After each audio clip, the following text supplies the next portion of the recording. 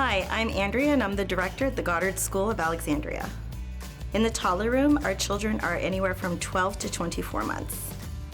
Toddlers are very rambunctious, very curious. They're really coming into their own and learning a little bit about themselves. The biggest skill that they're developing is walking. So we do a lot of activities that encourage balance so that they can strengthen their legs and do a lot of walking.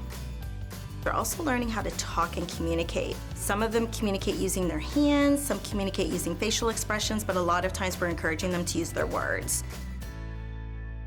The children enjoy bubbles. When they're popping bubbles, they're actually learning a lot about independence because they're doing it on their own. All the skills that they learn in the toddler classroom really sets them up for success. We want them to be comfortable in their environment because they're going to flourish and learn a lot more if they're comfortable and feel safe. We don't want them to follow our lead, we want to follow their lead.